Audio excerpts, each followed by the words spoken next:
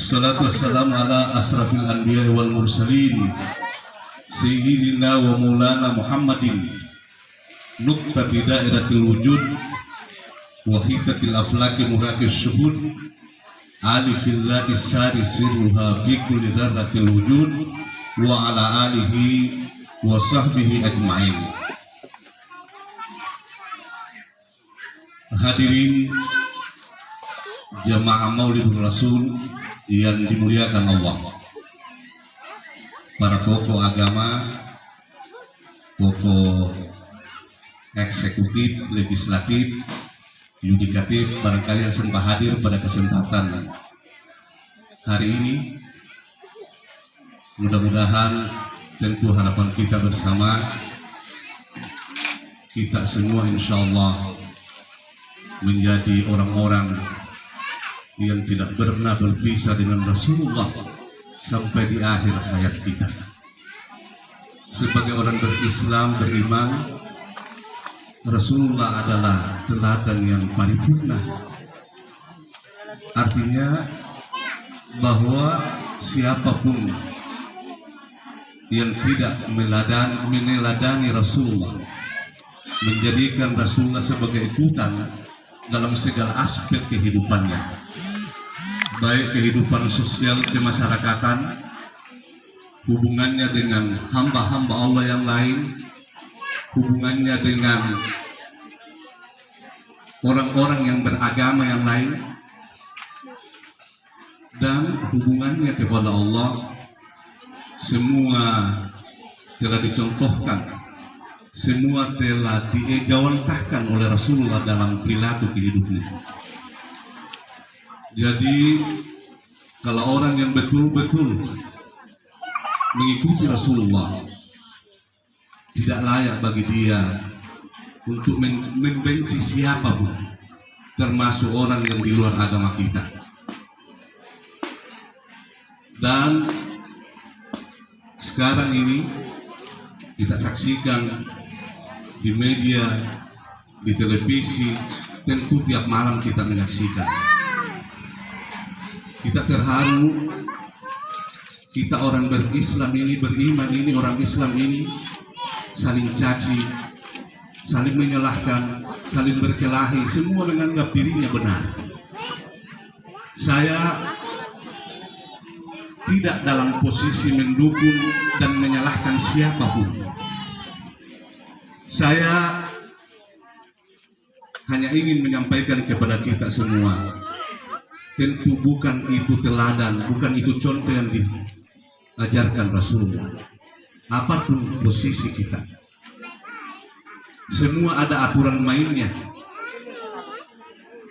Hadirin jamaah Maulidan yang dimuliakan Allah, tadi telah kita dengar bersama bagaimana kisah, bagaimana riwayat keteladanan dan akhlak Rasulullah.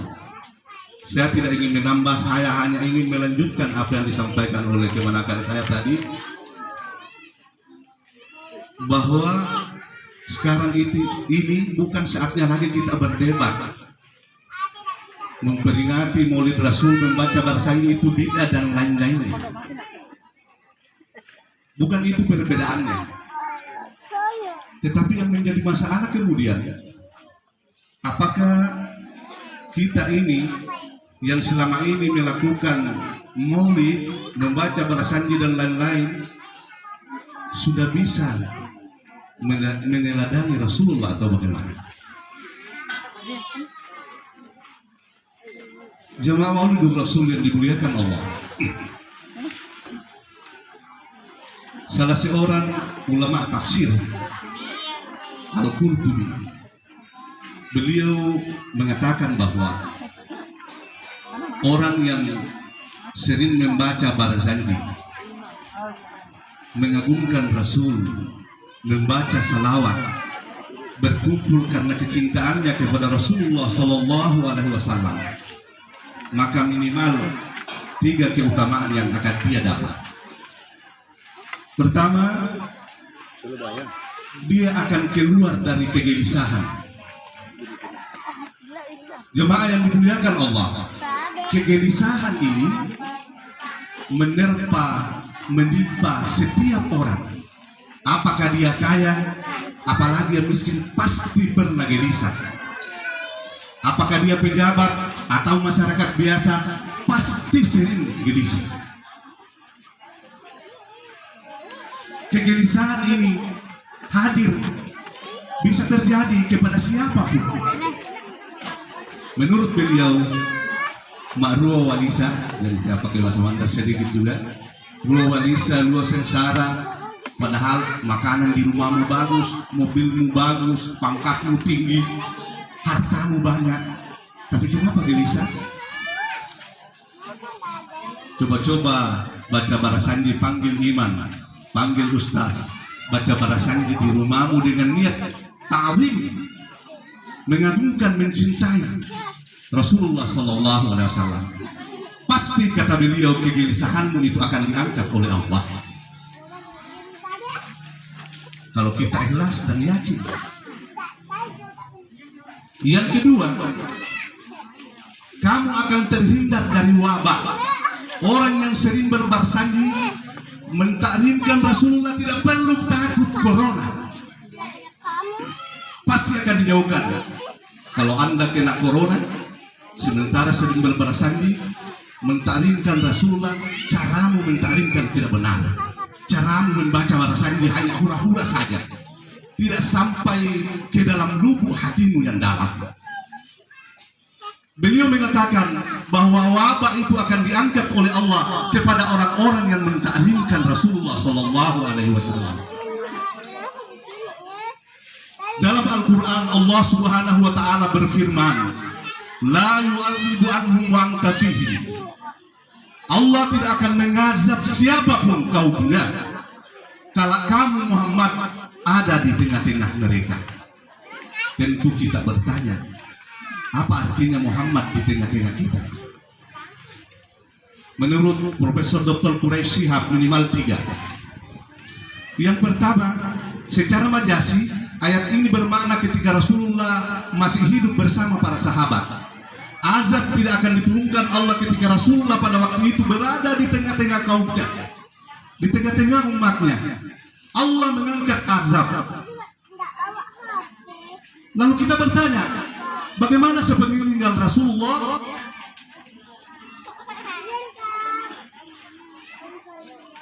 Yang kedua, kalau mau menghadirkan Rasulullah dalam dirimu, dalam masyarakatmu, dalam lingkunganmu, maka lakukan, amalkan sunnah-sunnah beliau sekecil apapun. Contoh Rasulullah, mulai dari cara memotong kuku, cara mandimu, dan apa saja yang Anda lakukan, berusaha untuk mencontoh Rasulullah. Istrimu yang memasak di dapur, suruh berniat kamu memasak untuk memasak Rasulullah, menyediakan untuk santapan Rasulullah.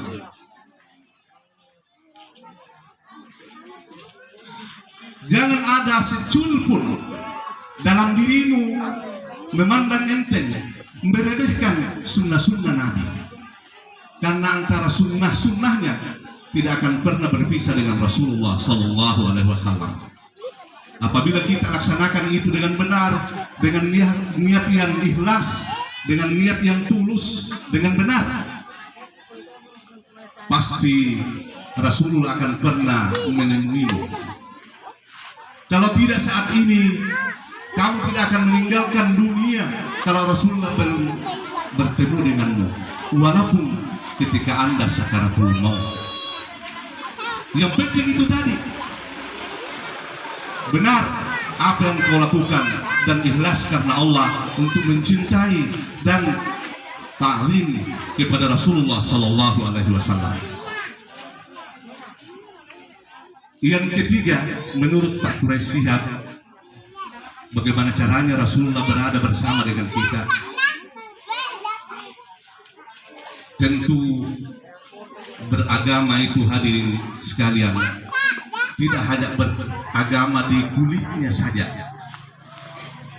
Agama ini kita diajarkan Rasulullah untuk menuntut ilmu agama, tidak pernah berhenti sampai napas kita ini berpisah dengan tubuh. Jadi orang yang mencontoh Rasulullah tidak tepat kalau dia katakan saya tidak mau menuntut ilmu lagi, sudah bagus guruku, sudah saya hafal Al-Quran, saya hafal hadis, kiai, omku. Tidak benar, hadirin yang dimuliakan Allah. Rasulullah menurut para ulama sufi saking dekatnya kepada kita, Rasulullah Shallallahu Alaihi Wasallam kepada umatnya yang betul-betul beriman, yang betul-betul mengagungkan beliau. Maka kata Rasulullah, kalau umatku itu tertusuk duri, saya lebih dahulu merasakan sakitnya daripada dia. Begitu dekatnya Rasulullah kepada kita, tapi kita tidak pernah sadar. Hadirin yang dimuliakan Allah, beberapa bulan yang lalu ada kejadian di Jawa. Seorang Habib menceritakan 1 minggu yang lalu di acara seperti ini juga. Beliau itu dari Pasuruan. Beliau bercerita pernah di Jawa ada pelebaran jalan. Pelebaran jalan itu kebetulan melalui kuburan. Resikonya banyak kuburan yang harus digali karena kira pelebaran jalan. Di antara kubur-kubur yang digali, alat-alat berat, ekskavator, ada satu kubur. Ketika digali, langsung berdiri naik jenazah yang ada di dalam kubur itu. Mikede, orang ini berdiri, kain kafannya masih utuh, bersih. Jangankan robek, tanah tidak menempel di kain kafannya. Yang kedua, jenazah ini sangat harum. Ketika dia berdiri, jenazah tutup mukanya. Mukanya ini masih utuh, masih sama ketika dia meninggal dunia. Tidak ada pengaruh sedikit pun. Padahal sudah lama meninggal dunia. Ketika ditanyakan kepada para tokoh masyarakat, apakah Anda kenal ini? Ada salah seorang tokoh masyarakat yang sudah tua mengenal. Ini si Pulan. Kemudian mereka bertanya, apakah dia ulama? Tidak. Dia kiai? Tidak. Dia pejabat? Lebih-lebih tidak. Dia hafal Al-Quran? Tidak. Dia hafal hadis? Tidak. Lalu apa keistimewaannya? Beliau ini mendapat nikmat yang sungguh sangat besar dari Allah Subhanahu wa Ta'ala. Maka menurut kesaksian tokoh masyarakat itu, bahwa beliau ini penduduk biasa, tidak tahu mengaji, sembahyangnya tetap di masjid, salat 5 waktunya saja, tidak banyak salat-salat sunatnya.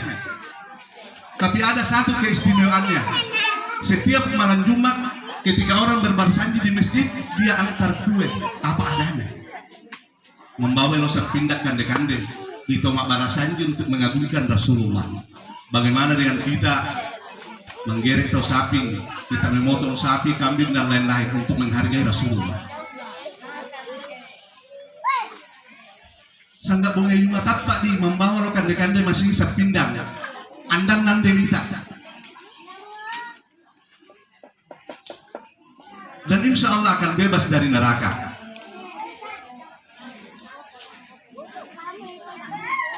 Jadi kita tidak perlu berdebat lagi tentang barsanji. Kalau kita yakin, mak barsanji tahu.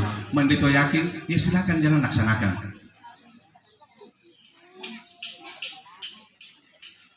Kenapa terjadi huru hara sekarang, keributan? karena kita mau memaksakan kehendak kepada orang lain. Apa yang kita yakini benar, sehingga ada teroris, ada kelompok garis keras, padahal tidak ada pernah contoh dari Rasulullah begitu-begitu. Terutama orang yang yakin dengan mazhab Imam Syafi'i. Umumnya kita di Sulawesi ini mazhab Syafi'i. Menurut Imam Syafi'i haram mendirikan negara di atas negara. Jadi kalau ustaz dari Imam Syafi'i tak perlu aparat khawatir. Tidak akan ada yang radikal, tidak akan ada yang jadi teroris. Jangankan tidak haram mendirikan negara di dalam negara. Hadirin jamaah yang dimuliakan Allah, Rasulullah Sallallahu Alaihi Wasallam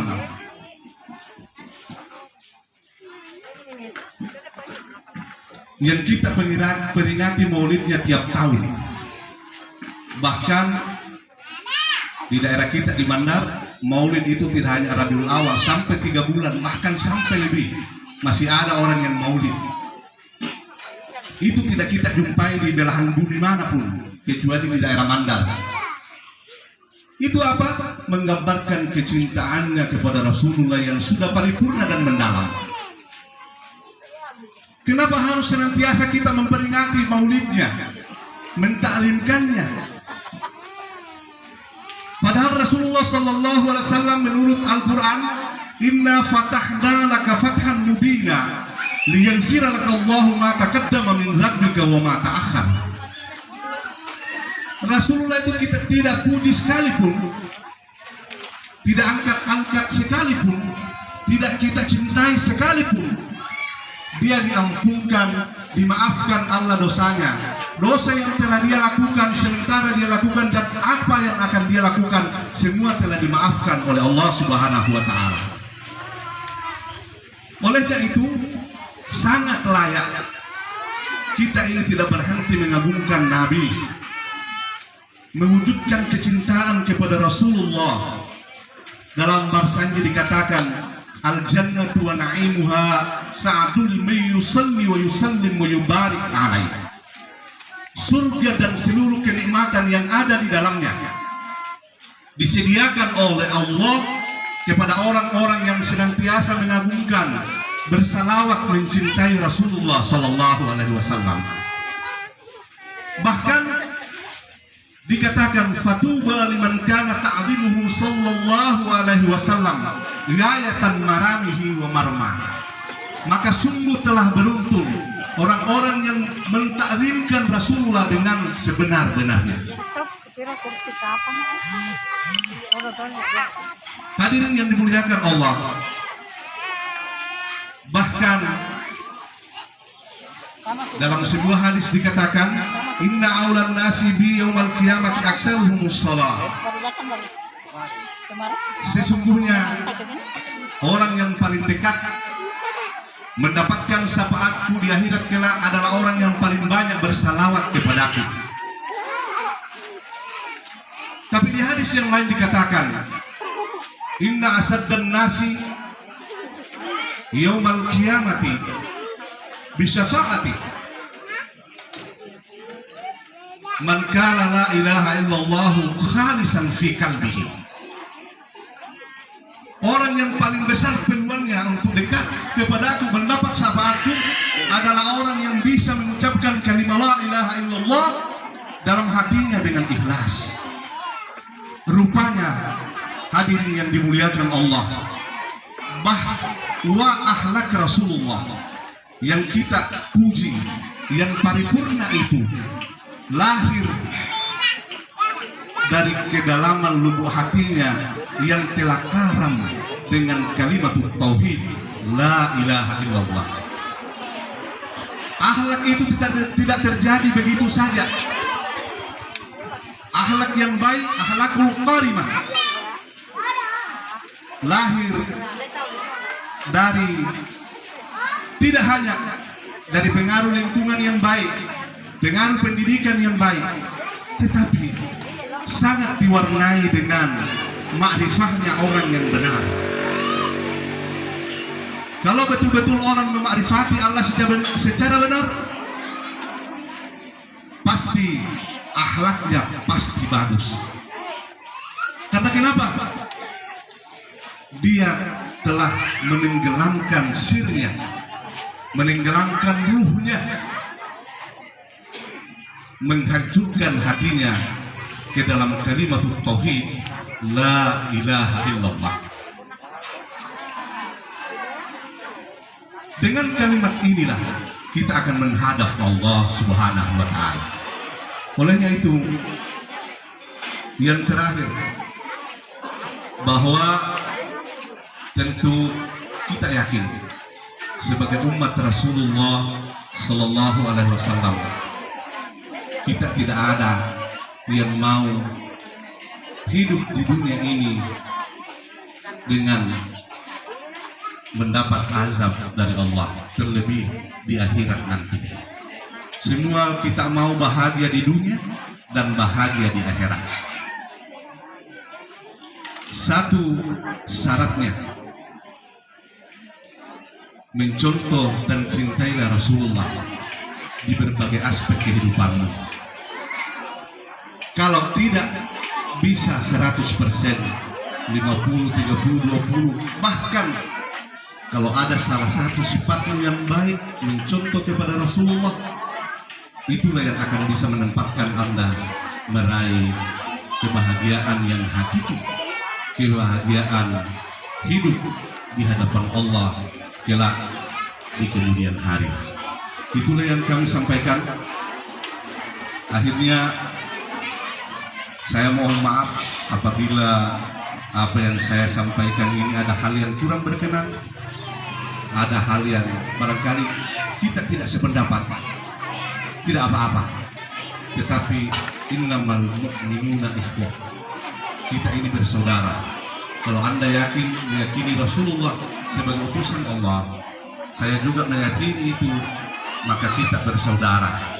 Apapun posisi kita, apapun profesi kita, itu tidak menjadi jalan untuk bisa kita bercerai-berai, tetapi kita bersatu dalam kalimat tauhid, kalimat la ilaha illallah, dan mencintai Rasulullah Sallallahu Alaihi Wasallam. Sekali lagi mohon maaf atas segala kekurangan, dan saya akhiri dengan ucapan minallahil musta'an wa ilaihi tiqlan. Assalamualaikum warahmatullahi wabarakatuh.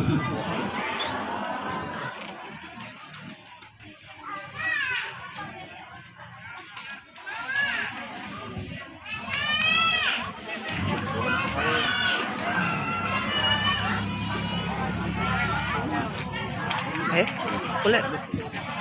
Dilihat tadi